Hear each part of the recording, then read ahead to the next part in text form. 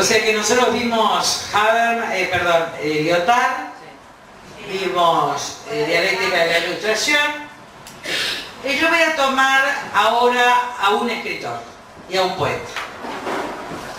Porque me parece que habla desde otro lugar de la misma crisis que fueron teniendo la Escuela de Frankfurt. Es decir, ellos de una gran honestidad intelectual, pero de una vida académica, y esta va a ser la vida de un latinoamericano y mexicano. Y voy a, entonces, traspasar o pasar la modernidad, la posmodernidad, el marxismo y el liberalismo a través de un poeta, Octavio Paz.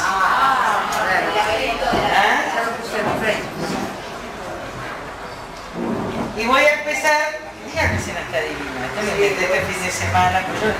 Acá están Los laberintos de la soledad, como dice ella, es el libro. Y la poesía de Octavio Paz, Premio Nobel de Literatura, es de las mejores. Como tiene que ver, yo creo en Dios, ustedes saben, y creo que los libros llegan en el momento oportuno. Porque hoy puse en Facebook lo que leí este fin de semana. Gracias a Dios tengo anteojos, porque yo no leía más, ¿se acuerdan? Entonces yo misma me fui a comprar los anteojos. Y de ayer a hoy me leí. Claro, lo que pasa es que Los laberintos, cuando yo lo leí, me parecía más fuerte que ahora. Este es un libro que está ahora, que lo pueden comprar. Porque yo lo compré en el Enrique Krause, que es el autor de Los redentoristas, donde está el arrierismo, donde está Vasconcelos, y se llama Octavio Paz, el poeta y la revolución.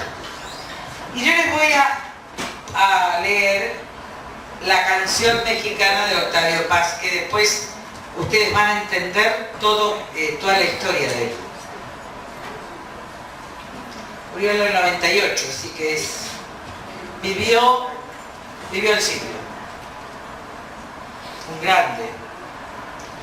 Mi abuelo, canción mexicana se llama. O sea que nos vamos todos a México. Mi abuelo, al tomar el café, me hablaba de Juárez y de Porfirio. Los suavos y los plateados. Y el mantel olía a pólvora. Mi padre, al tomar la copa, me hablaba de Zapata y de Villa, Soto y Gama y los Flores Magón, y el mantel olía a pólvora.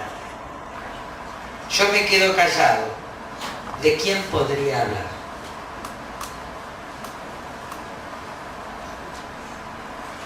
Esto podría ser traducido. Mi abuelo, a ver. Y después, y esto podría ser traducido a el mantel de Cristina Kicillof huele a pólvora. ¿Entendieron? El mantel de Cristina Kicillof huele a pólvora. Por eso es tan causal esta clase, que empezó por Octavio Paz. Cuando me fui a Mendoza, Los laberintos de la soledad, yo leí Los laberintos de la soledad, postdata, mucha poesía, mucho con el pan. Miren, la vida de Octavio Paz es así. El abuelo de Octavio Paz, siempre ligado a las revistas, siempre ligado a las revistas políticas, siempre comprometidos, siempre ligados a la literatura, siempre ligados a distintas vertientes, y yo creo que la vida de su familia y la de él, en un pequeño pueblo cerca de México, pero con mucha participación en México y él en el mundo, podría ser el ejemplo de una recorrida distinta que lleva al mismo lugar que Adorno, de dialéctica de la ilustración, desde otro lugar, y que creo que es moderno, y finalmente busca el ser. Es moderno, hace la crisis de la modernidad, el agotamiento de la modernidad, pero entramado en Latinoamérica, entramado en México, detesta el posmoderno, la posmodernidad, como yo, la legitimación solo por el poder. Su abuelo, Irineo Paz, era liberal en el siglo XIX, un gran liberal, alguien que creía en la Constitución, que creía en la libertad. Entonces va a estar con Madero, ¿me entienden? Es un hombre comprometido con las ideas liberales y constitucionales de su siglo. Es un hombre que va a apoyar primero a Porfirio Díaz, y cuando Porfirio Díaz, que viene de esa rama, sería nuestra generación del 80. Porfirio Díaz sería Roca, el porfiriato. ¿Está? Sería como Roca. Pero cuando Porfirio Díaz se vuelve dictatorial, se hace hegemónico, él empieza a combatir a Porfirio Díaz. Y lo combate con todo. Es cómo se construye, se dan cuenta ustedes, el México moderno. De la Constitución, en la que él creía como armazón, al porfiriato. Y como gran liberal, y que creía en la libertad de expresión, un liberal, bueno, yo soy una liberal de punta a punta, se dio cuenta. Amaba la libertad, decía, creía que el llamado al ser del hombre era la libertad, no eran creyentes.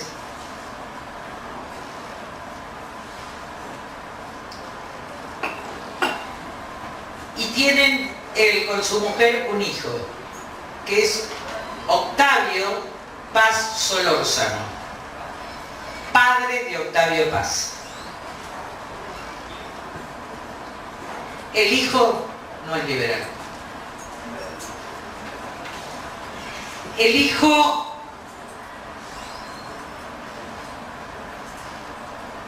plantea la revolución campesina. El hijo es zapatista. El hijo lucha por el PRI.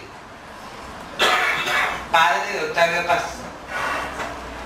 Miren la secuencia, es maravillosa. ¿Dónde se cría Octavio Paz? Como al padre le gustaban las fiestas, eso era parecido al mío. Le gustaban las fiestas, le gustaba la revolución, porque la verdad es que él distingue algo que yo di en la clase anterior, por eso me salió lo de macho cruel con Pino el otro día, entre el patriarca y el macho. Lo va a hacer en Laberintos de la Soledad, ahí te salió a mí. El patriarca es el que cuida, el que protege, el pater familia. El macho cruel es el que castiga, el que violenta, el que avasalla. Estas son dos categorías de mexicanos y también de argentinos. El padre se va a hacer la revolución. Se casa con su madre, que es muy creyente, y finalmente queda él, y el padre se va 6 años a hacer la revolución. Porque ser revolucionario en México es lo más. Y se va con los zapatistas y gana y pierde, y se toma todo. La fiesta es en México, algo que va a estar en los laberintos de la sociedad, una de las formas más importantes de la vida pública, de la vida social, y finalmente termina atropellado por un tren, descuartizado. Así termina el padre. Él se cría entonces con su madre, con su tía Amelia y con su abuelo Irineo. Este dato es muy importante, porque ¿entendieron la canción mexicana? La vuelvo a leer, porque nada viene mal. Yo no sé por qué Argentina en muchos casos es tan parecida a México. Después les voy a leer frases, subrayetos, miren lo que dice. Mi abuelo al tomar el café me hablaba de Juárez y de Porfirio, Porfiriato. Peleaba contra el Porfiriato cuando Porfirio Díaz se vuelve dictador. los suavos y los plateados, y el mantel olía a pólvora. Mi padre al tomar la copa me hablaba de Zapata y de Villa, y el mantel olía a pólvora. Es decir, la lucha por las ideas, etcétera, formaron parte de su vida. El abuelo era escritor y el padre era escritor de revistas y de compromisos. Entonces él es parte, su vida, su historia, su matriz, su memoria genética es parte de la historia de México. El padre vuelve, pero es un padre ausente. Él no tiene padre, tiene abuelo. Que no sé qué es mejor.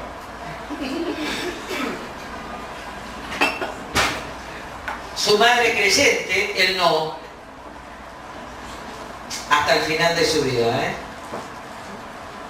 hasta los 60. Él no. Octavio tiene 22 años de un amor terrible. Dice algunos biógrafos que él vivió el cielo y el infierno con Elena Garro. Elena Garro, muchos de ustedes la deben conocer porque se enamora en un momento, lo deja perdidamente de Bioy Casares. O sea que, querida, bengolea, que estamos en los túneles de los amores. Me miró y ya te acordó. ¿Vos te habrás acordado de eso? Elena Garro era una mujer hermosa, él era una mujer hermosísimo, y fue una relación turbulenta de la que nace una hija, Laura.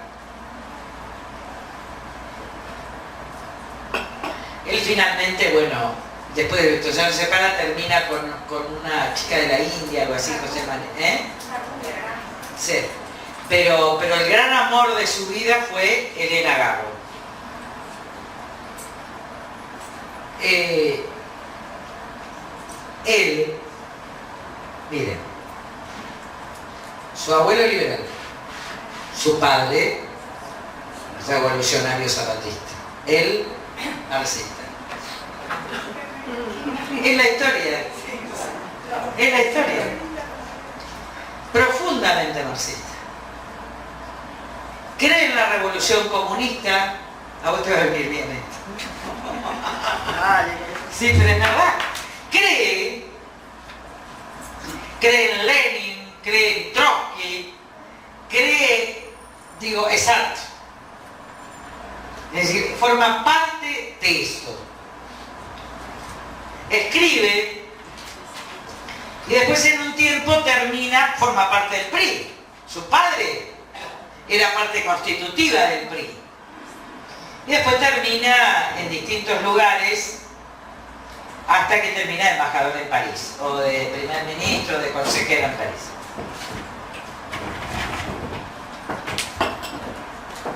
Escribe poesía, escribe revistas, vuelve a México, y la historia de su vida después viene en los 60, ¿cómo es?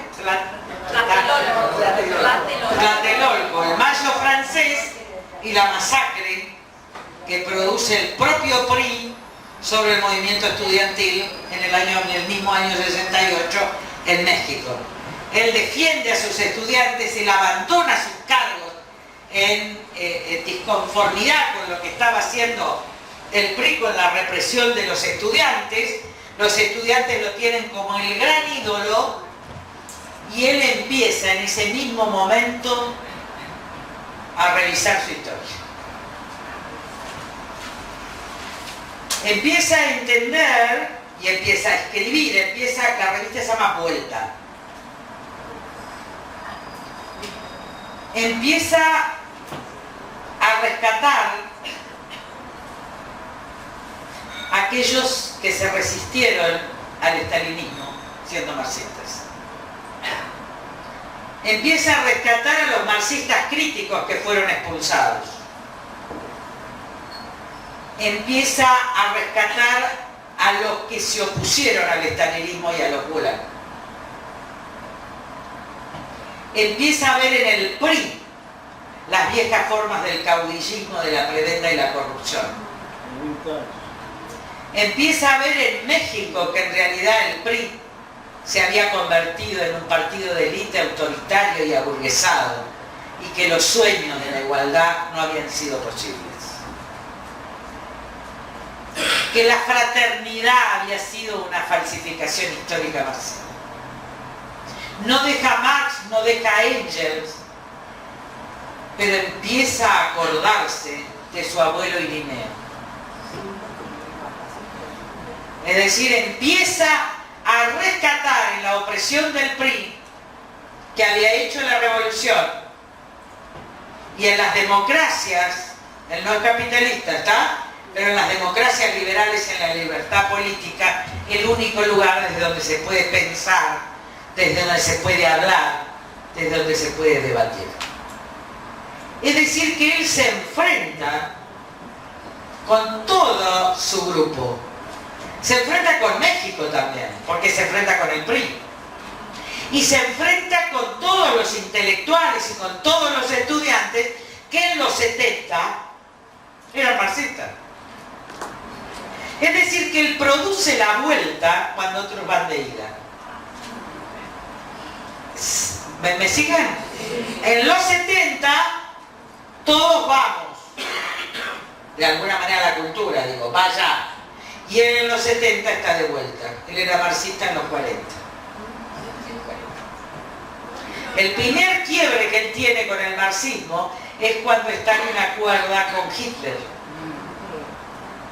Porque es antifascista. Todo liberal es antifascista. Él es profundamente antifascista, pero es marxista. Y si ustedes ven la resistencia antifascista en Europa, la van a hacer los PC, los marxistas y los liberales. En el fondo, ¿saben qué pasa con el marxismo y la fraternidad? Es que en el fondo Marx era medio anarco. Nunca fundó, en realidad, nunca quiso fundar el Estado socialista. Porque el final de la fraternidad de Marx era una sociedad sin clases y sin Estado. O sea que en definitiva la Unión Soviética fue exactamente lo contrario desde el punto de vista de la concepción estatal de lo que en realidad pensaba Marx. Es el momento en que deja Sartre y toma Verdaguer, existencialista cristiano. Es el momento en que rescata a André Gide, ¿me entienden? Es todo contra él. Es con la honestidad intelectual de alguien que va contra lo que él creyó y se siente culpable.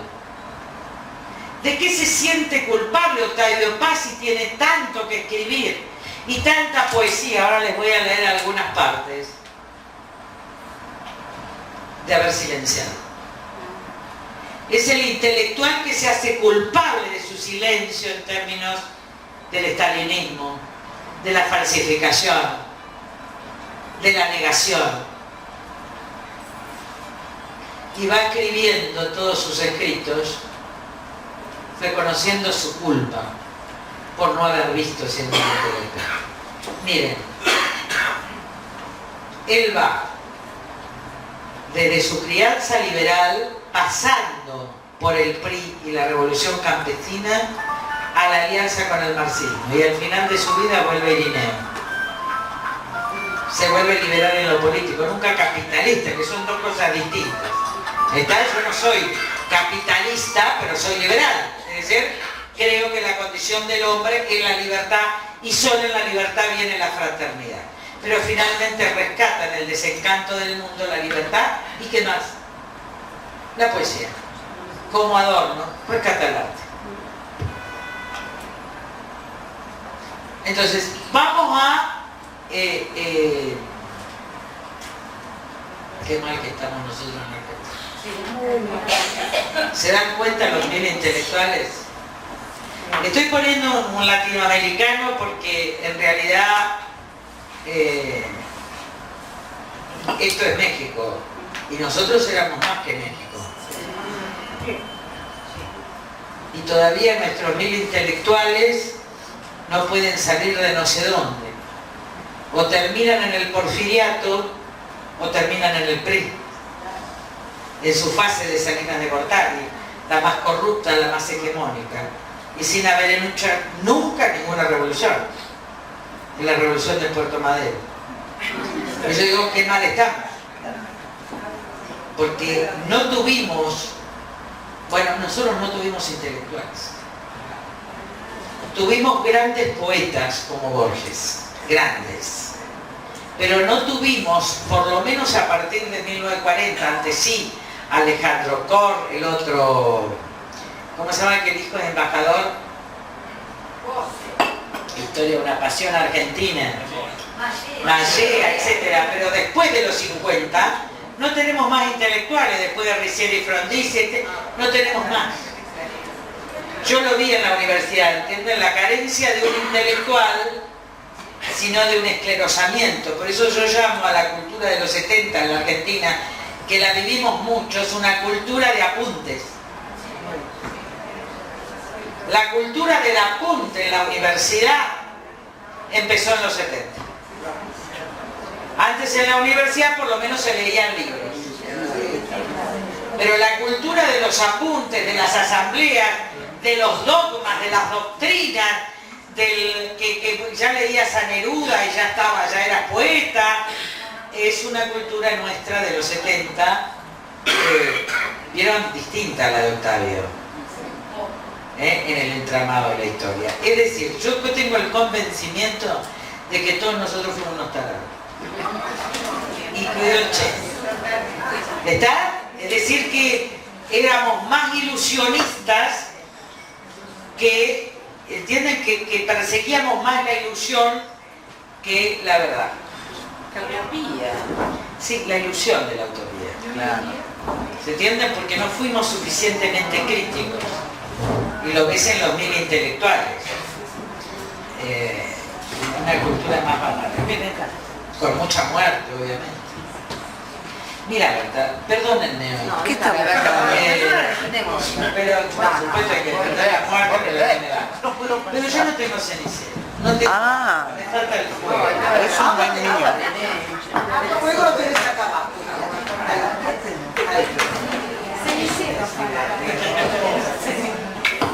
Llegamos de la mañana juntas. A mí me encanta Berta porque Berta no se enoja. Entonces yo me tengo que enojar con alguien, ¿entienden? Porque si no, no tengo descarga y ella se ríe. Yo voy a hacer un descargo. Sí, hacer que poner el Facebook, la grabación, poner tal cosa, la nota, yo le hiciste estar Estamos con vos, Berta. Vení. Estamos con vos. Es cierto. Pero ahora 10 minutos y digo, ya está todo. Es que tu cabeza va más rápido que el tiempo que ella usa para hacer. Por eso nunca puedo escribir a máquina. Por eso siempre tengo que dictar. Y cuando dicto un libro, enloquezco, el tarado, ¿no ves que no te das cuenta? Porque se me corta el pensamiento. Toda la vida fui igual. En el estudio también hacían los escritos judiciales dictando. Y donde me interrumpía, decir que lo tenía Marcelo que volaba en la computadora. Venía muy nervioso. Pero me aman igual, ¿no es cierto? Porque nos divertimos. Mucha risa. Si se te quiere, se te puede aguantar todo eso y mucho más. No, pero además nos reímos las dos, porque yo me río. En cambio la otra no, porque se ofenden. En cambio con la Berta no, porque el marido le pegó un tiro. Eso que me puede aguantar a mí. Ay, qué suerte. Le digo, yo si tu marido te pegó un tiro, me puede aguantar a mí. Bueno, sigamos. Y entonces vamos a empezar algunas lecturas. Él escribe su mayor obra, en prosa, son ensayos en realidad, en Los laberintos de la soledad. Él quiere saber quién es el mexicano, qué es México. Él cree que los mexicanos no saben quién son. Y en realidad yo les voy a ir pintando las distintas figuras que él plantea de México en Los laberintos de la soledad. El primer nombre que él usa, primer palabra es el chingado. Los mexicanos son chingados, son hijos de la chingada. Chingado es que no se sabe bien el origen. Estar chingado es como que no se sabe si ser extranjero, si ser local. Estar hijo de la chingada es hijo de la violada.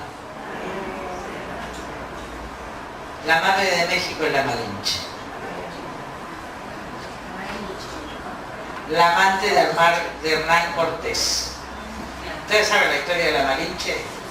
Es lo más fabuloso. A ver, México eran naciones indígenas. México no es una nación. No lo va a ser nunca. México eran naciones indígenas, no eran lo mismo los mayas, que fueron una cultura anterior, que los aztecas, pueblos guerreros y sacrificiales. Los aztecas estaban en lo que ahora es la Ciudad de México, que es una isla, y eran muy guerreros.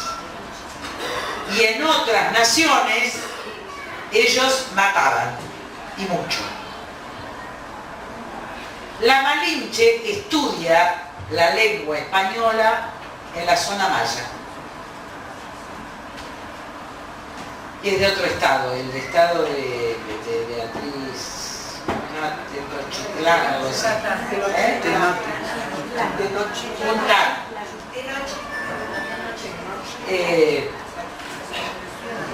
Y aprende bilingüe. La Malinche es bilingüe. Es decir, que puede traducir, fíjense la importancia, la lengua indígena, sabe varias de lenguas indígenas y sabe algo de español. Por eso se convierte en la traductora de Hernán Cortés. Cuando ellos van a México, a tomar la Ciudad de México, que se llama Tenochtitlán, Montezuma, México era una ciudad mucho más desarrollada que cualquiera de Europa, de 200.000 habitantes, con puentes, con todo, era una civilización. La mexicana era una civilización sacrificial, Cuando la Malinche era de un pueblo de los que habían exterminado, peleaban siempre con los aztecas. Y llega el barbudo, que es Cortés. Y la Malinche la lleva a la ciudad de Tenochtitlán con 200 indios y hombres blancos. El problema es que Montezuma y los aztecas, cuya lengua es el náhuatl,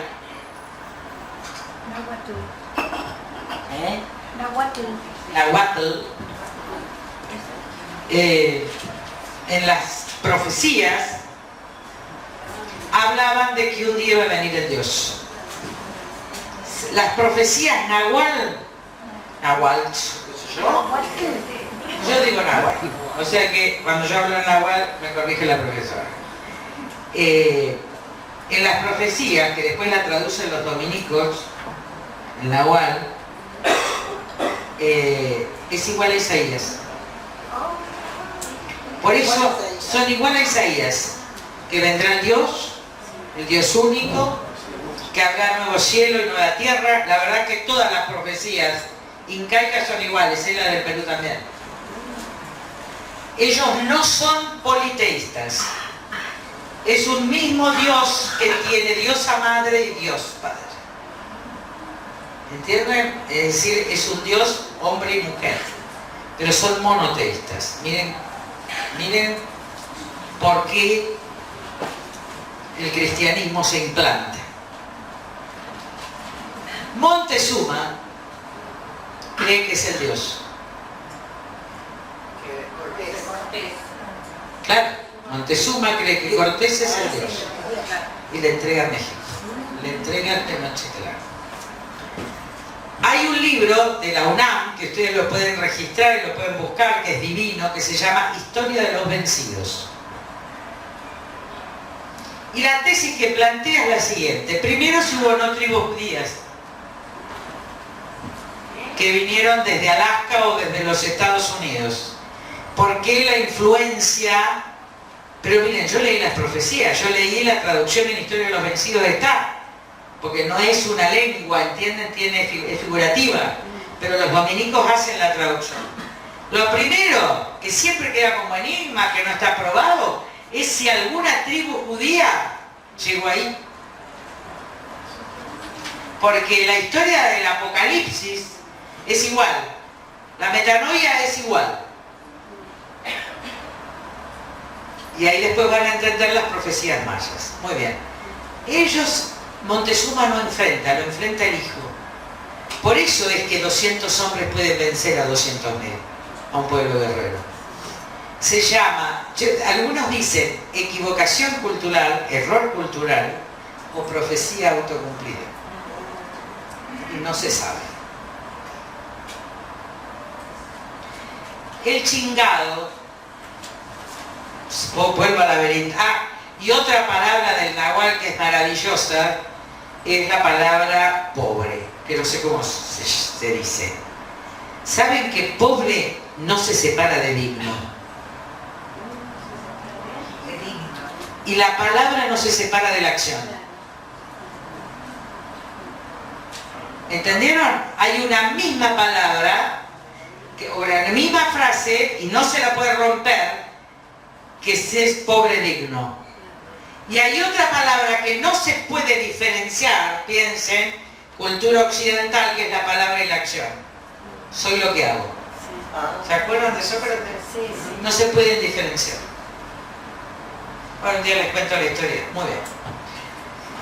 Entonces, el chingado es a su vez, en la tesis de Octavio Paz, un huérfano. Un huérfano. Un guacho. Por eso necesita una madre. Y por eso encarna dos cosas. El Cristo, porque son monoteístas, pero sobre todo, México es la Guadalupe.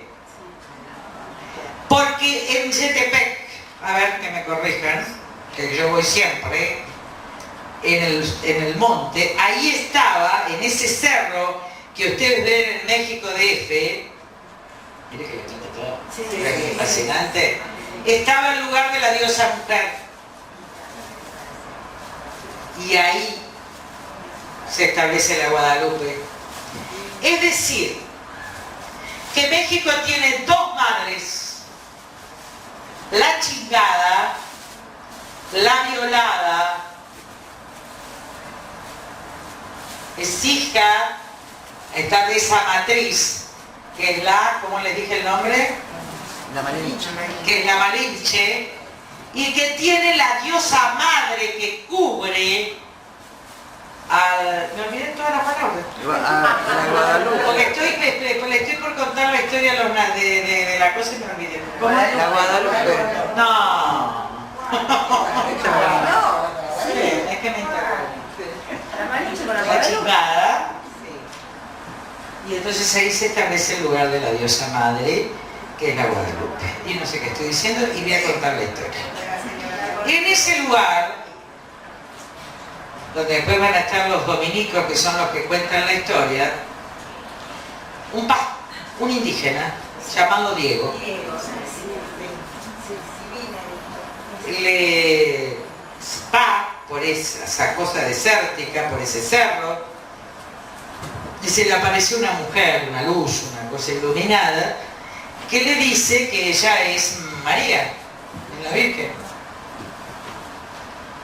Igual que Moisés. Y entonces le dice que ella quiere que le hagan un templo ahí. Y que le vaya a decir al obispo que quiere un templo. Y le dice, ¿cómo yo me voy a juntar con el obispo? Igual que el tartamudo. ¿Entendieron? Ese es como yo voy a ir a verlo al obispo, ahí está todo el diálogo, hay un libro divino sobre esto, cómo me voy a juntar, dice yo cómo llego al obispo. ¿Por qué me buscas a mí ignorante? Precisamente por eso. Y entonces él va y le dice al obispo, y el obispo no le cree, obviamente, ¿cómo le va a creer a un indiecito? 1500 años tardó la iglesia, no, pero estoy hablando, 500 años tardó la iglesia en santificar a Diego, porque era indiecito, mirá si será oligárquica la iglesia. Y la discusión fue que lo querían pintar de indígena y Roma lo quería pintar de blanco, porque no podía concebir que un morochito fuera un santo. Y eso que estaba ya San Martín de Tours. Bueno. Sigo. Esperen que estoy un poco cansada, la deuda externa, la estrategia. Muy bien, entonces el obispo, para tomarle el pelo, le dice: tráeme flores de Castilla, que son las rosas, no sé qué son. Rosas de Castilla. Para prueba de que en realidad esa mujer que tú dices, esa aparición te habla. Y entonces la Virgen se le aparece y le da unas flores de Castilla envueltas en un lienzo. Y cuando le entrega el lienzo es la Guadalupe. Es una Virgen española. A partir de ahí, en ese lugar de la diosa madre, está la Guadalupe, la madre de América. Mira, eso de las casualidades es una boludez. ¿Está? La historia la hacemos nosotros, pero también se entreteje y teje, en todo caso, por el misterio, ¿no? Por eso los gnósticos del misterio uno no sabe. Pero lo cierto es que la madre protectora, la madre del huérfano, del chilango, dije yo, ¿sí? Del chingado, de la Guadalupe. Y ustedes van a ver en México la devoción de ese pueblo y de los chingados y de los más pobres. Nunca, miren que peregriné por el mundo, ¿eh? Nunca vi tanta devoción como en la Guadalupe. Caminan, creo que el 12 de diciembre, caminan, yo me pongo, yo tuve unas experiencias maravillosas de la Guadalupe, porque no es, por supuesto que alrededor, todas mis amigas dicen, ay, pero te venden los rosaritos, pero deja de mirar las pelotudez, perdón.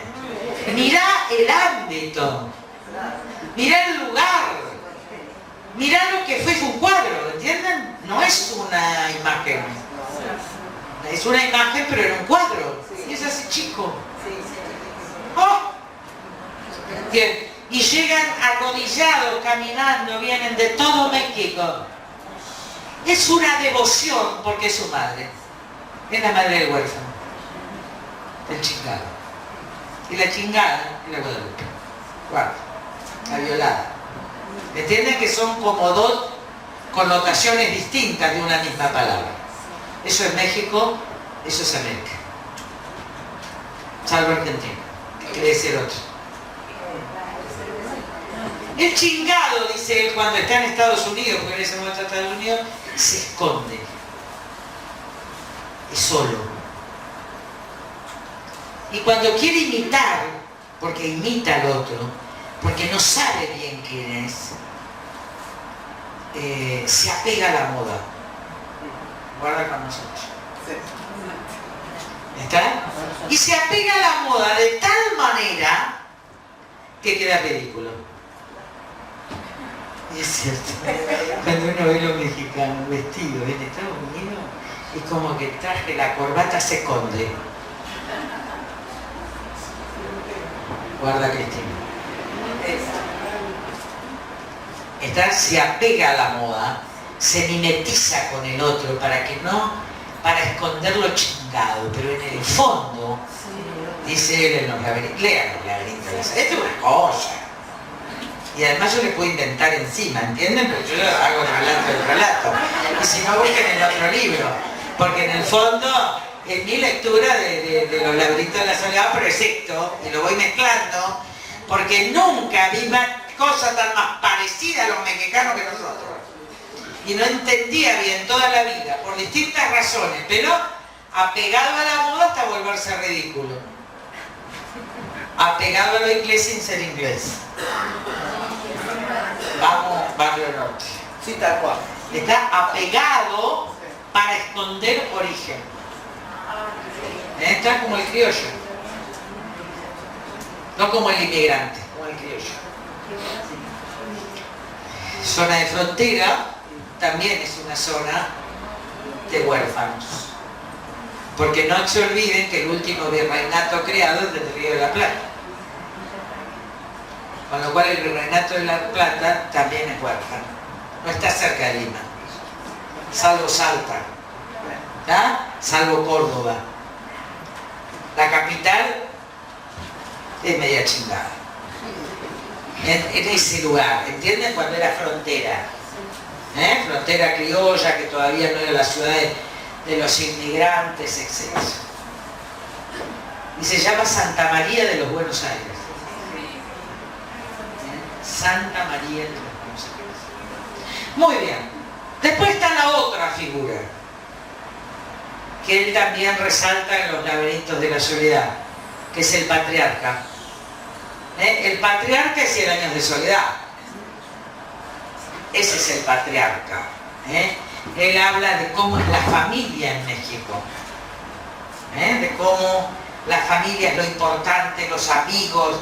Ese es el patriarca. Y después está el macho cruel.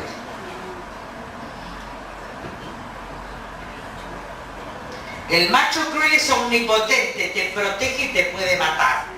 Está siempre al acecho. Nunca sabes cuándo te pone el puñal. Es macho, no es hombre, es macho. Parece, a ver, a mí me gustan los hombres, no saben cómo me gustan los hombres, cómo me han gustado, pero detesto los machos. Los hombres de acá sean hombres, nunca machos. Porque las mujeres no son hembras, son mujeres. ¿Entendieron la...? Ahora, el macho mexicano, siempre al acecho, siempre en la fiesta, siempre algo de chingada, es la gran diferencia. Y dice, los presidentes se han vuelto machos. ¿Cuándo se vuelve alguien un patriarca en un dictador total? Cuando se vuelve macho. ¿Cuándo Cristina se vuelve macho? En estos días. Cristina va asumiendo su verdadero rostro, que no es una mujer, Recién en estos días. sino mimetizada con el amo, un macho cruel. Pero recién ahora. Había escrito hace mucho tiempo, pero ahora se devela el rostro. Se devela el rostro. Ya había escrito Diana Mafia hace muchos años, Cristina Esperona, no es Evita. Ahora lo vamos a ver en la estrategia. Y después habla de la fiesta. Y habla de la fiesta como forma de negación. La fiesta aturde, se canta, porque siempre el mexicano está entre reconocerse y negarse. Argentina. Entre reconocerse y taparse. Salvo en la fiesta. En la fiesta, que está metido para adentro, toma el pisco y confiesa todo. En una instancia de carnaval, saca todo. Resentimiento, confesiones. Miren, estar en México, una vez me tocó, lo tenía que ver al canciller, Castañeda, era amigo mío. En el primer gobierno de Fox. Castañeda había sido un marxista y de repente estuvo con Fox. Yo me voy a verlo. Entonces me dice Lilita, venite a un hotel. Recién asumido Fox. Y nos vamos con Viviana Corcuera, una ex Miss Mundo de acá que se casó con el tipo más rico de México. Él estaba tomando whisky hablando de un salón a otro. Eso es México, Tipo, eso es México. Tomando. Y me dice, no te pude recibir en casa porque me echó la chilena y me cortó todos los pantalones. Yo lo había visto en lugares intelectuales. En un segundo, entre Viviana Corcuera y el canciller de México, me contaron todo lo que pasaba en México. Desde quién se acostaba con quién o cómo pasaba el poder. Eso es México. Está entre el pisco, el whisky y la fiesta, te confiesan todo y después se meten para adentro. Eso es Laberintos de la Soledad. Entonces, él quería encontrar qué ser mexicano. Yo creo que él quería encontrar quién era él. Los Laberintos de la Soledad definen a México, pero también definen a un hijo del México como es Octavio Paz. Y llega a que México es solo, que el mexicano es solo y que esa soledad y esa orfandad la tapa con la fiesta, que él también es solo.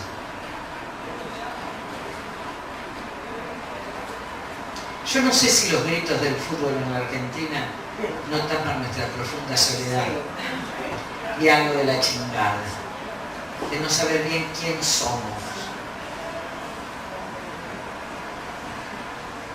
Por eso queremos ser europeos un día, latinoamericanos. Miren, el mejor ejemplo de esto es el Monumento a Colón.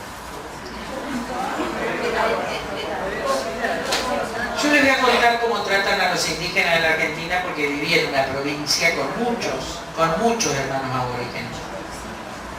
Que son los com, que yo no sabía que eran los com, son los toba para mí.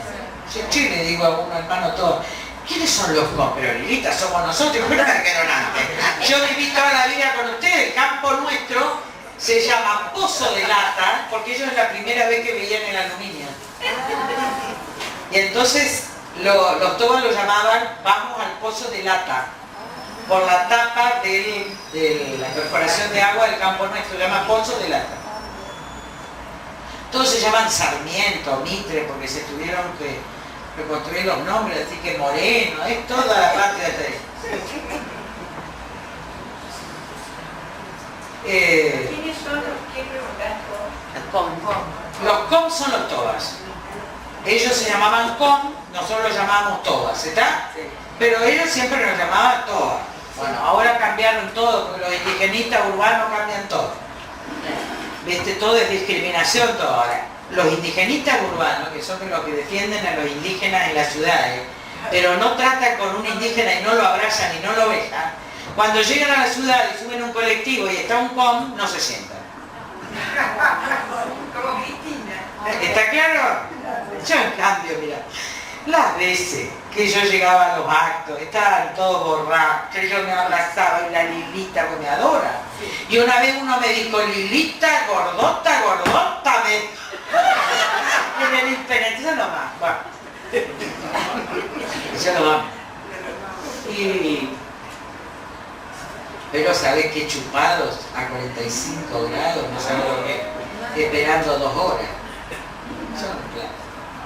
Y quieren las tarjetitas y los Movicom querían, ¿entienden? Sí, quieren la tecnología. Y la tarjetita te hacen firmar mucho porque fueron muy traicionados. Los políticos los traicionan. Todos los usan y los tiran hasta que lo único que te dice hoy un indígena en la Argentina es que me das. Fueron corrompidos por el partido PJ y por el radicalismo también. A ellos son los que le sacan el documento, a ellos son los que le dan la mitad de las zapatillas. Muy bien. Resulta que Juana Zurduy es mestiza, pero está casada con un español y formó parte de la independencia. Entonces, y estaba casada con Padilla, un amor maravilloso. O sea, fue una guerrillera extraordinaria, perdió hijos, una heroína impresionante, no se explica sin Colón. Ella y Padilla no se explican sin Colón. Nosotros amamos y conocemos a Juana Zurduy, pues está en la ruta. Juana Zurduy es una guerrillera de la independencia, de los ejércitos de Güemes, no tiene explicación sin Colón. Solo estos ignorantes, brutos y de mala fe pueden querer sacar Colón para poner la Juana Zurduy, si los dos tienen que estar juntos. En consecuencia, esto del monumento no era una cuestión menor. Era una cuestión cultural. Porque esto es América. Y se lo dije, ¿eh? Y estos indigenistas de Urrá no me van a mentir a mí, si yo sé cómo los tratan. O sea, que esas prácticas de uso las hacían hasta las mejores personas. Yo he visto el uso. Hoy un indígena te dice ¿qué querés? ¿Qué me das? Y te hace firmar una y dos veces porque los han corrompido. Y estos hijos de su madre vienen ahora, todos indigenistas, miren cómo tratan.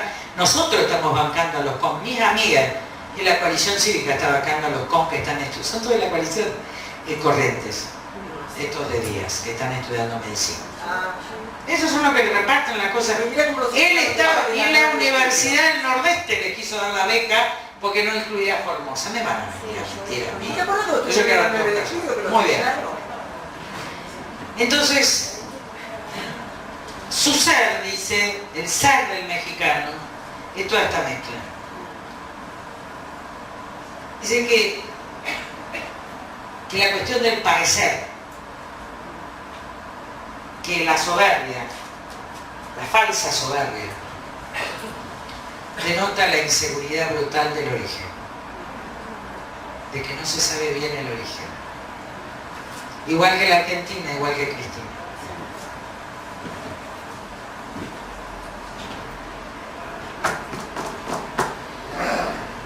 Fuerte, ¿no? Pero creo que esto explica mucho. Si uno tiene un argentino y un mexicano no sabe con quién quedarse. ¿Entienden? La verborragia de afuera, pero siempre tapando. ¿Se acuerdan de ese cuento que les conté de la plaza de Bruselas? Cuando digo, soy argentino, como diciendo que es importante, el mexicano diría lo mismo, soy mexicano. Y en esta zona de frontera, yo no digo que hay paralelismo, porque nosotros tenemos mucha influencia inmigrante, ¿está? Y ellos tienen mucha influencia indígena de una cultura mayor. Pero en esto, de un origen no claro, somos parecidos. Salvo los inmigrantes argentinos y los hijos de inmigrantes argentinos que somos racistas. Decir que yo soy mitad, soy media chingada, media criolla y media... Pero los hijos puros de inmigrantes, si me vengo por la familia de mi madre, somos racistas. Y tratamos al criollo como no sabiendo el origen. Y guarda que no es lo mismo ser criollo que ser indígena, ¿eh? Vos te vas al impenetrable, ¿eh? Y vos tenés los wichí, que ahora no sé cómo se llama, porque han cambiado todos los nombres. Los wichí son como el resto de las tribus. Serían los viejos matacos. Está como los huérfanos, esos sí que son chingados. Fuera de toda tribu se llaman. Son los pobres entre los pobres.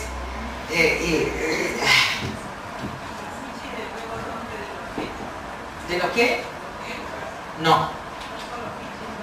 Yo no sé cómo es, pero no es. Los wichís son los viejos matacos, los que yo conozco. Que están en Salta y que están en el Impenetrable. Ahora no sé qué día porque han cambiado todos los nombres con una confusión terrible. También puede haber quechua, pero no son así. Los wichís son los, bueno, para mí, para nosotros, para los que vivimos 60 años en esa tierra, para yo que la conozco, que estuve con ellos, los wichís son los excluidos dentro de las tribus, ¿está? De las distintas tribus. Bien chingados, bien pobres. El Impenetrable es todo color tierra, arena de tierra, imagínense. No arena de arena, es un desierto de tierra. Ahora, ahí también viven criollos, que en realidad pueden ser mestizos, pero no son wichí. Y el enfrentamiento es entre criollos e indígenas. El criollo también tiene la tez oscura. Si a mí me preguntan por qué Carrió siempre toma sol, le digo porque soy del Chaco.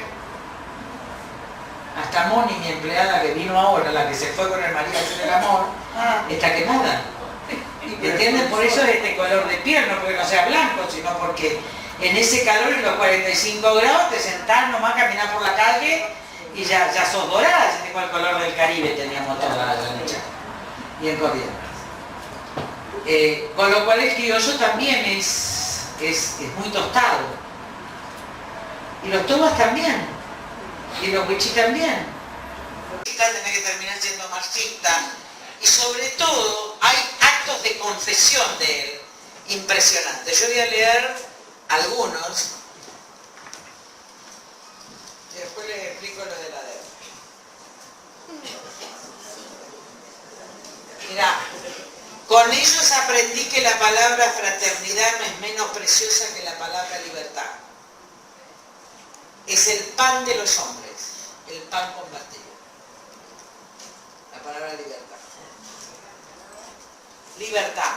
Porque él creía solo en la fraternidad.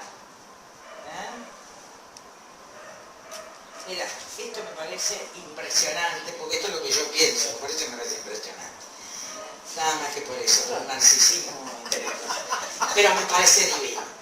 En junio de 1987 Paz acudió a Valencia para conmemorar, junto con un grupo numeroso de escritores y unos cuantos sobrevivientes, aquel segundo Congreso Internacional de Escritores, celebrado medio siglo atrás. El día 15 pronunció el discurso inaugural. Fue un texto particularmente intenso, por la significación que el lugar, él había estado en el primero, él había estado marxista en el primero, no, marxista y del PRI, ¿está? Particularmente intenso por la significación que el lugar y la fecha tenían en su vida y en la vida del siglo XX. Lo tituló Lugar de Prueba. La historia no es solo el dominio de la contingencia y el accidente. La historia es el lugar de la prueba. Palabras de cristiano y de marxista. No habló de las trampas de la fe, sino de las trampas de la fe en la historia. Su generación había sacralizado la historia, pero la historia, profana y azarosa, se había negado a revelar su sentido. La historia es el error, había escrito el Nocturno de San Ildefonso. En Valencia dijo, estamos condenados a equivocarnos. Como el juez más severo hizo el recuento de sus equivocaciones, admitió el grave quebranto de la idea revolucionaria, los golpes mortales que había recibido no tanto de sus adversarios, ni sino de los revolucionarios mismos. Pero muy pronto el tema y el tono pasaron a un plano religioso. Quisimos ser los hermanos de las víctimas y nos descubrimos cómplices de los verdugos. Nuestras victorias se volvieron derrotas y nuestra gran derrota es quizás la semilla de una gran victoria que ya no verán nuestros ojos. Nuestra condenación es la marca de la modernidad. Y más, es el estigma del intelectual moderno. Estigma en el noble sentido de la palabra, la marca de santidad y la marca de infamia.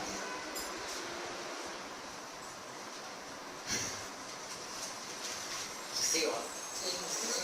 Ah, esto es maravilloso. Condena, estigma, santidad e infamia. La confesión, que eso era el discurso, recordaba la grandeza moral de aquel congreso, el amor, la lealtad, el valor, el sacrificio que lo rodeaba. Pero recordaba también su flaqueza, la perversión del espíritu revolucionario. Y al hablar sobre el ataque a Gide, el supuesto enemigo del pueblo español, en el sitio mismo de aquella infamia, Paz sintió la necesidad de expiar su culpa.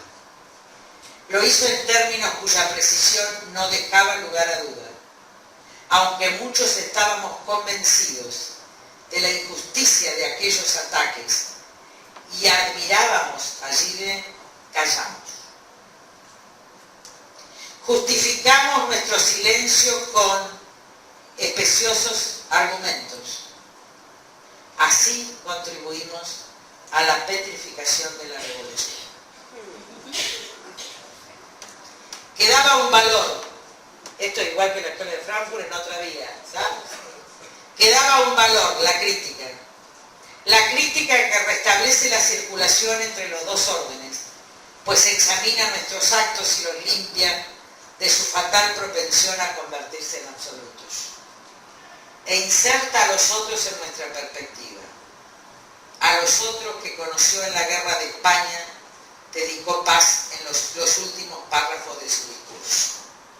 Los otros eran los rostros del pueblo español, los soldados, los trabajadores, los campesinos, los periodistas que había conocido. Con ellos aprendí que la palabra fraternidad no es menos preciosa que la palabra libertad. Es el pan de los hombres, el pan compartido. La frase aludía a un episodio concreto, el campesino, que bajo un bombardeo cortó un melón de su huerta y con un pedazo de pan y un jarro de vino lo compartió con nosotros. Pero la aparición de la metáfora cristiana no es casual. En España en 1937 paz había encontrado en la fraternidad de los hombres, en el pueblo, el pan y el vino de la comunión. Su palabra es siempre como una unión, entre la soledad y la comunión, en toda su obra. Así, de nueva cuenta, en los momentos límites, el tema cristiano soterrado casi siempre salía a la superficie poética, como piedra del sol, donde la idea cristiana nace de pronto, en referencia a la vida misma, a su misterio, hambre de sed o muerte, pan de todos.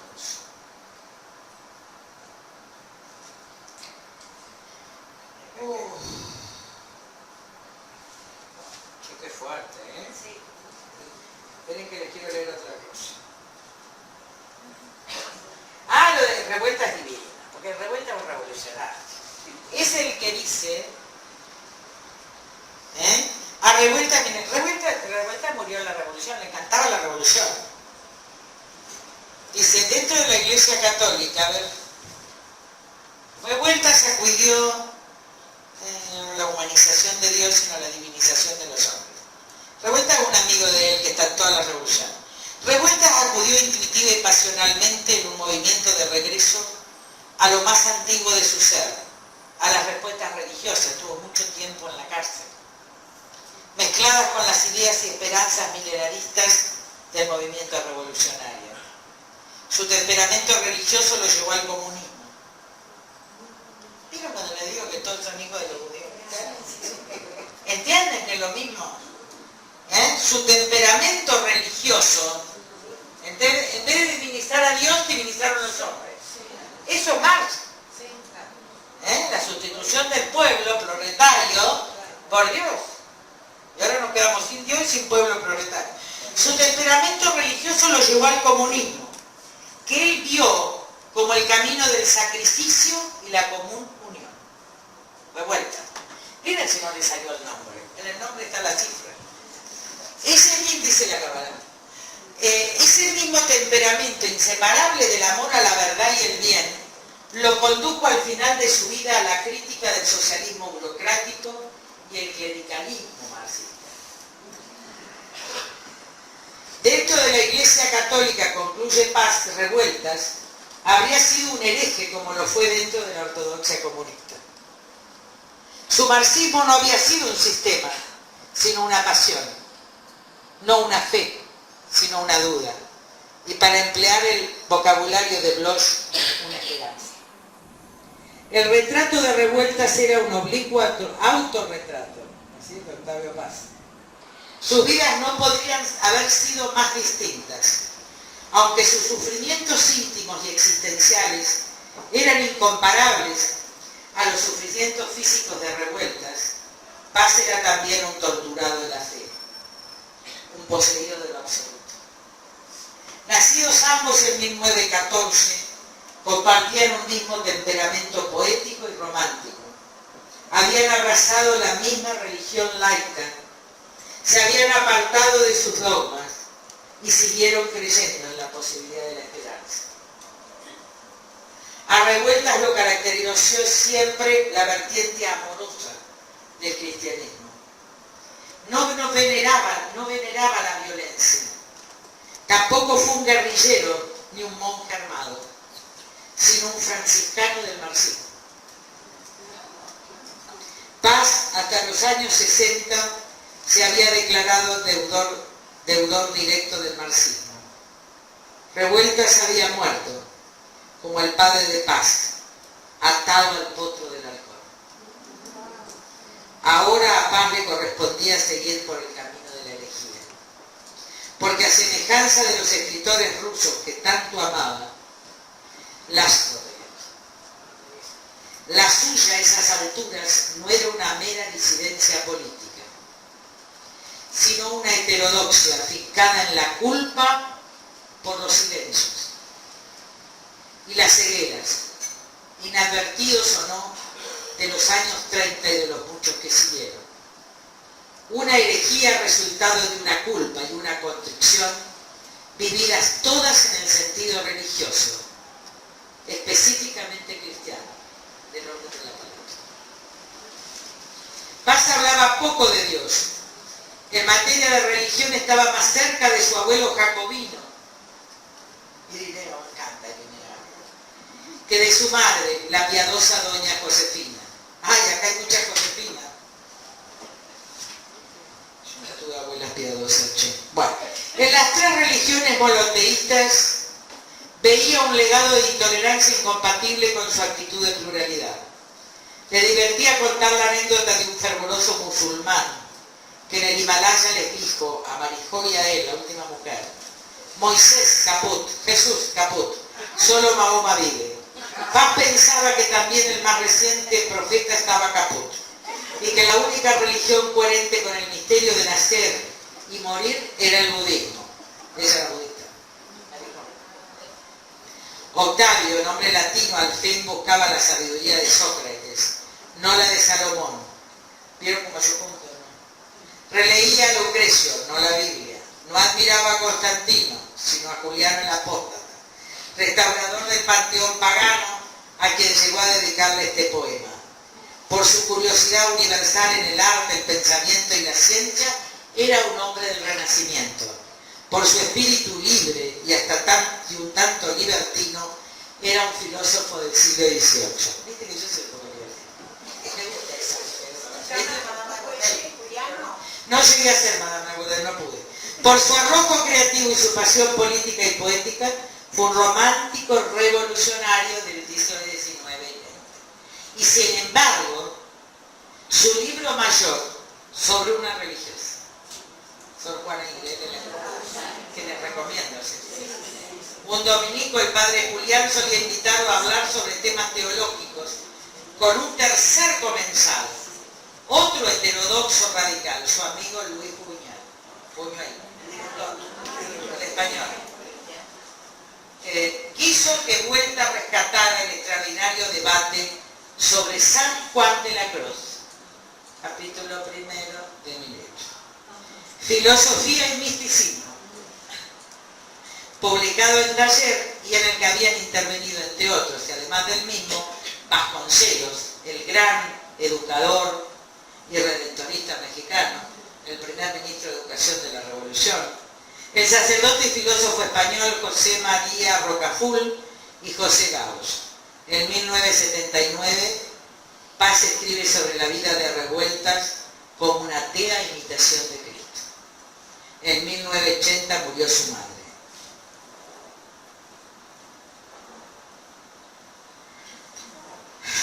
Listo, vamos a terminar.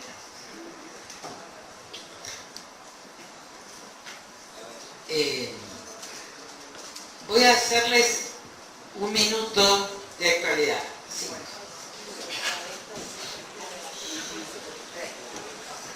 Que tiene mucho que ver con todo lo que hablamos.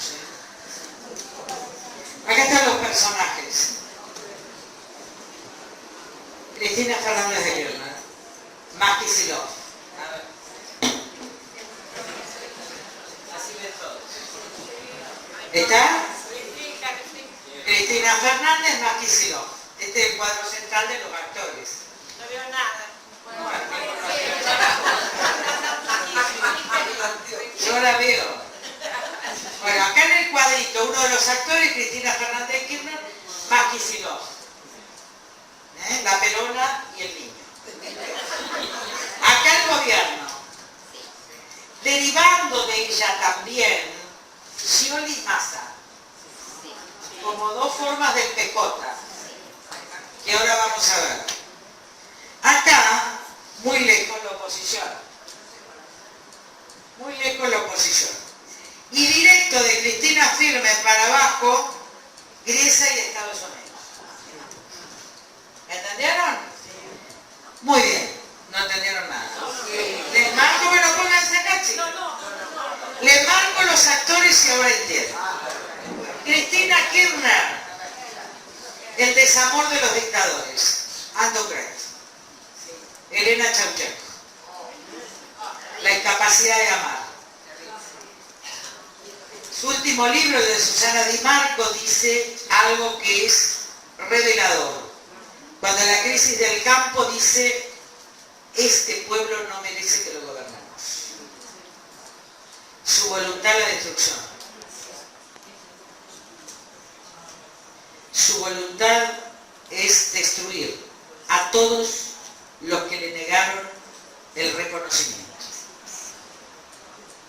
Y está en ese búnker interior, en la soledad radical, en Tolosa. Con su madre, con su hermana, en Tolosa. Cuando su padre no la reconocía, o el que no es su padre. Está ahí, en Tolosa. La diferencia es que en ese pequeño lugar de Tolosa hoy es Olivos. Ese es el búnker. Es un regreso neurótico, dirían algunas. Muy bien. Como todo final, vuelvo a insistir, ella no es mujer. Bueno, ella es mujer. Ella no quiere ser mujer. Ella quiere ser macho. Esto es lo que se llama folia du, de amo y esclavo. Muerto Kirchner, ella es Kirchner. Ella es Perona. Ella es Margaret Thatcher, que no quiere ser mujer. Más parecida a Merkel, lo opuesto a Bachelet. Ella no es mujer. No juega a la rayuela. Hay un libro sobre lo femenino que dice que nosotras cuando éramos chicas jugábamos al elástico y a la rayuela. Y que los chicos jugaban al boxeo, ¿es cierto? Yo era árbitro de boxeo. Yo era el árbitro porque yo no podía boxear, porque ahí boxeaba, pero era árbitro. Y esto marca dos estrategias cerezadas, cuentacuentos, para preservar la vida de ella y los demás. Alejandro enfrenta. La mujer bordea, el hombre va directo. ¿Se entiende cómo es la estrategia? La mujer bordea. Cristina no bordea. Cristina, como todo hombre, en la etapa final de un proceso autoritario, y es caída, Ceausescu, es igual a Elena, su mujer, 2 años de química, posgrado, pelea por el Nobel, académica, montada sobre una enorme mentira, empezando por su propia afiliación, es un hombre. Con lo cual su táctica, su estrategia es la de un macho, no de un hombre, ¿está? No de un hombre culto, ilustrado, renacentista, o lo que sea, la de un macho cruel, en términos de Octavio Paz. Es, no me reconoces, te aniquilo. ¿A quién aniquila ella? ¿A los Estados Unidos? No, al pueblo de la nación argentina. Es decir, lo que ella tiene es que va a aniquilar al pueblo de la nación argentina que no lo reconoció. Y hoy entramos en la etapa de ayer, en la etapa de aniquilación. Va contra Grecia y va contra los Estados Unidos. Y cuando Estados Unidos la quiso ayudar, a través de JP Morgan, demandó ante la Haya. Porque ella quiere enfrentarse a los Estados Unidos. ¿Verdad? Porque el final es contra el imperialismo. El final es contra los ingleses. Esta es una guerra imaginaria, tal vez lo dijo en el primer informe sobre deuda mi maestro Horacio Scherer, que no me grite porque si no lo dejo que me grita. ¿Está? Y ahora ya estamos en la guerra. Lo hecho está. Rompió todos los puentes. Yo seguí todas las negociaciones, rompió todos los puentes. está en la guerra. Muy bien. Esto es final. Como todo proceso nacionalista, cuando vos no tenés enemigos internos, porque nosotros le decíamos, vas a cumplir mandato, vas a cumplir mandato, vas a cumplir mandato, el Papa le decía, vas a cumplir mandato, no hay enemigo interno.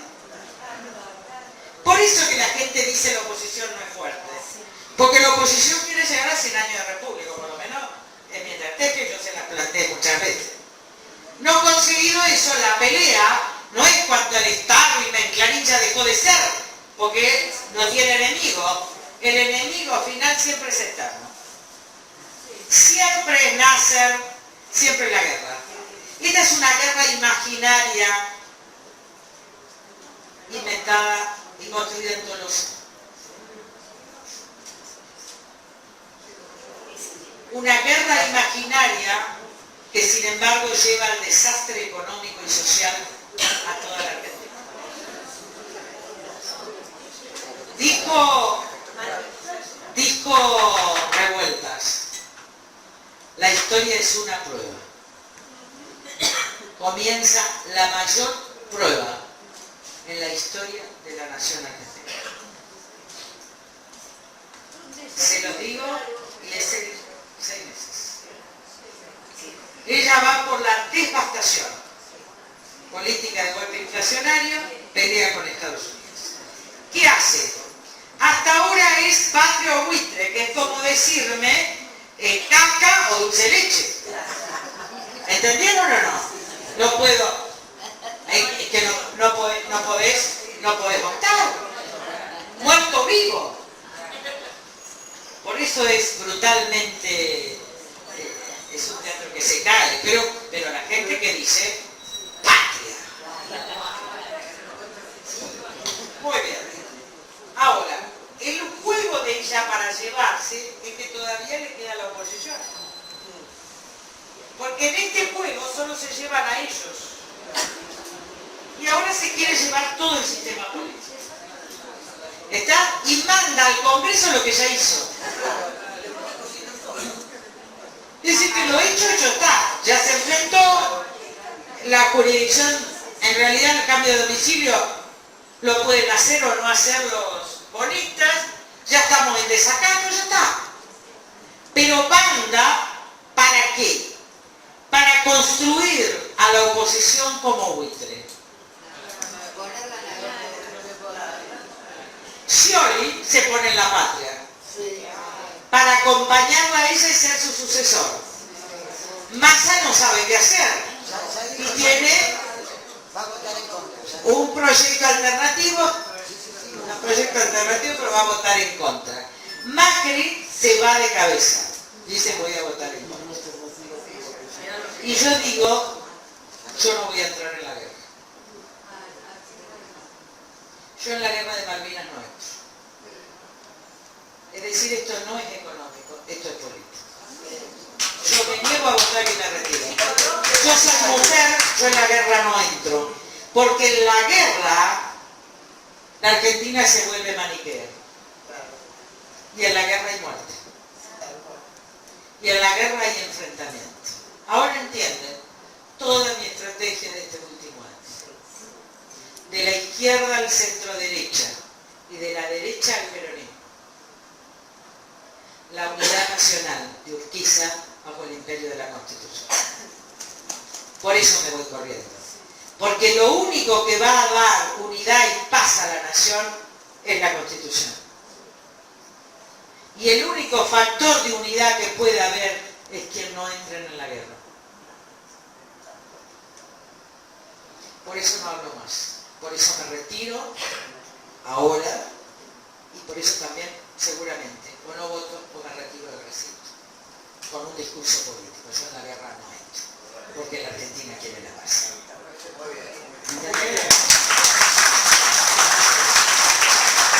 No se trata de que yo me corría a la derecha o a la izquierda, ¿se dan cuenta? Se trata, todos van a ser confundidos porque la historia es una prueba. Una mujer elude la guerra, un hombre va a la guerra. Hay que saltar. Es inevitable. ¿Y el resto de la oposición liguista qué está haciendo? Yo no puedo hacer nada ya. Pero ¿cómo vos? Traté 5 veces de que la agenda sea la deuda. La última reunión, antes de que me fuera, que estuve bárbara ahora, porque ahora Pino vota, porque Patria Buitre, Pino vota Patria. ¿Qué va a votar Pino? Si es peronista y nacionalista, ¿entienden? Que Ricardito Alfonsín vota Patria, ¿entienden? Estuvo en la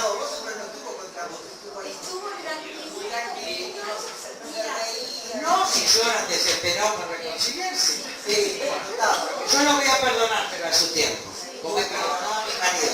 Uno tardó 30 años, el otro lo perdonó enseguida. A ver, escuchen esto. No, yo no tengo rencor. Yo tuve que hacer el gesto político, se los expliqué. Anatomía de un instante, yo un gesto de unidad hacia la nación, a mí no me van a... Nunca usé a nadie. Y nunca van a usar a mi electorado. Puedo ser traicionado, pero nunca traicionado. Jamás. El problema de los traidores es de ellos. ¿Cómo te conocen? Que te tratan todos los... No conocen a una mujer. Una mujer educada. Agarra su carterita y se va, no dice exactamente. Por eso los otros lo venden como escándalo. Y no es escándalo, es semiótica pura. Por algo estudié lo que estudié. Y además una dama agarra su guante, su carterita y se va. Porque cuando vos te estás peleando con un novio y no te gusta lo que te dice, ¿qué haces? Agarras tu carterita, te pones los guantes y te vas. Y lo dejas plantado al novio. Esto es una mujer. Los tipos que son groseros, ignorantes, las tipas, que están en las radios y todo, creen que yo soy un gato. Yo no soy un gato, soy una dama. Lo que pasa es que ya no conocen nada. Solo conocen nada.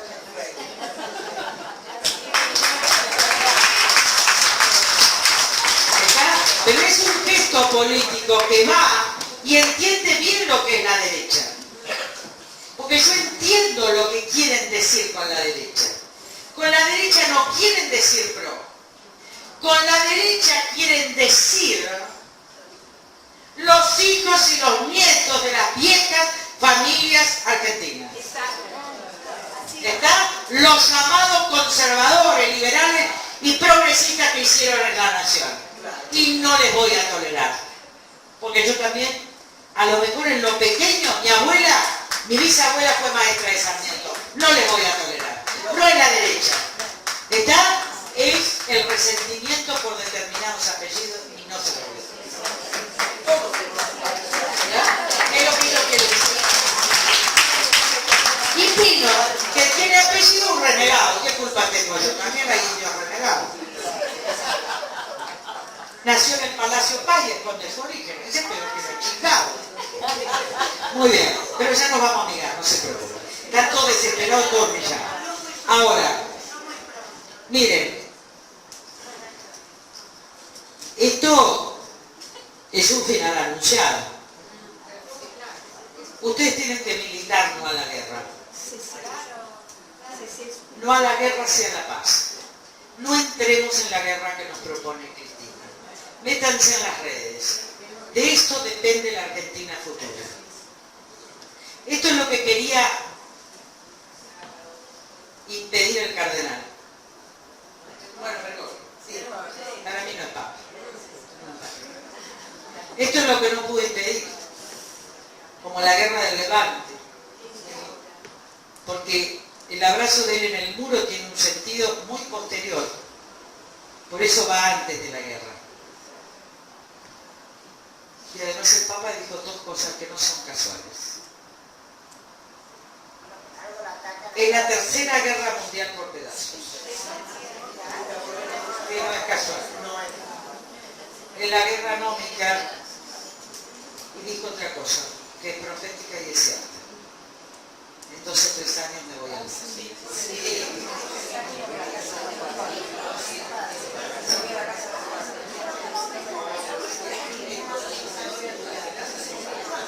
Yo lo sé, él lo sabe, ahora lo puedo decir porque él lo dijo, no dijo nada, dijo lo que va a suceder. Por eso él nunca quería aceptarse el Papa. ¿Entendieron? Por eso la gracia infinita de su carisma, porque es una misión.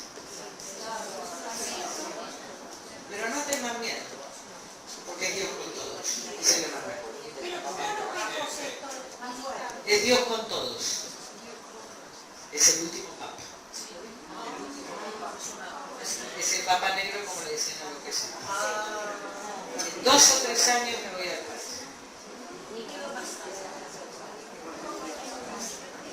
Dios. Nosotros solo nos toca dar testimonio. Testimonio de la fe, testimonio del humanismo, testimonio de todas estas vidas, testimonio por el prójimo, testimonio por el amor, testimonio por la verdad.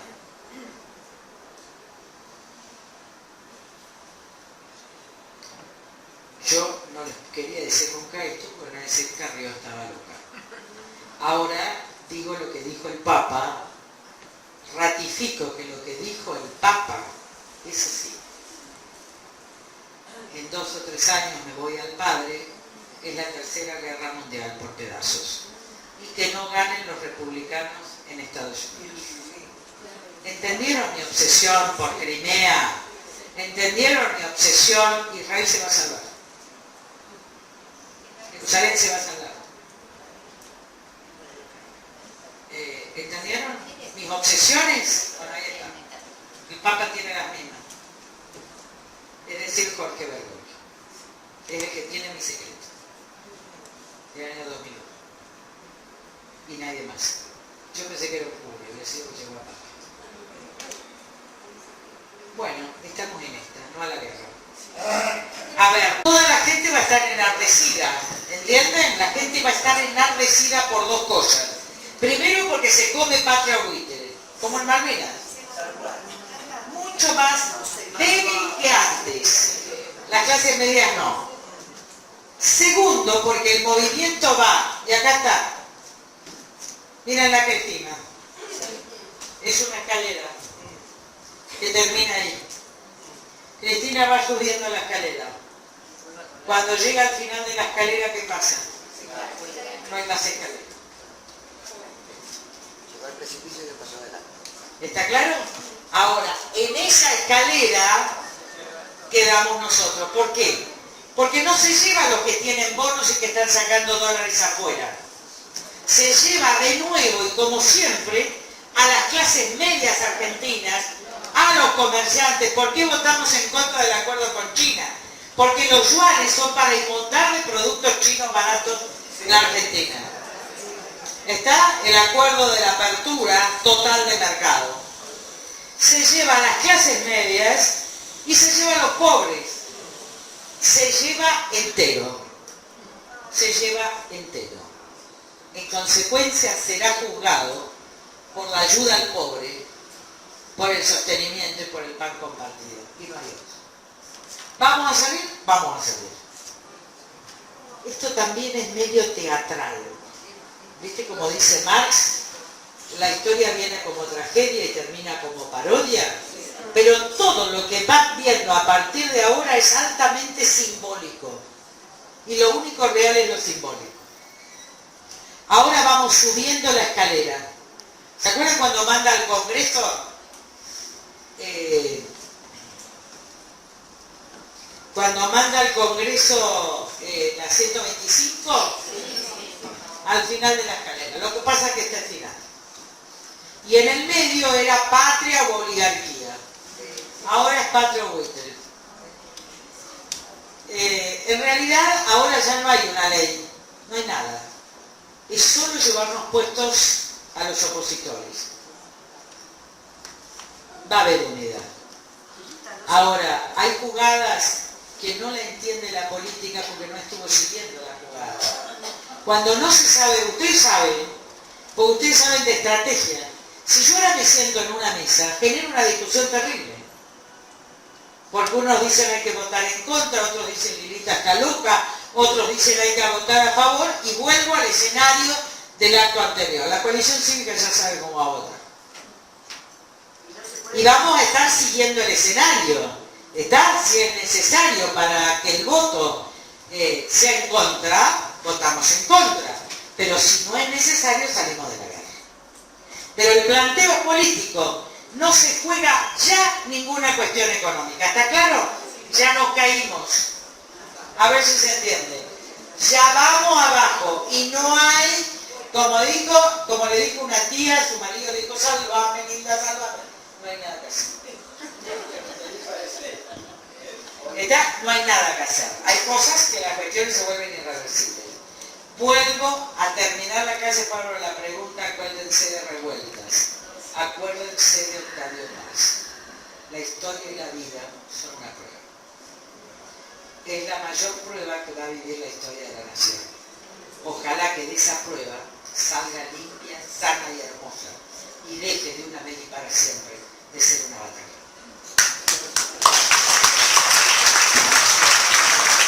Y así va a ser. Y así va a ser. ¿Entendieron? Así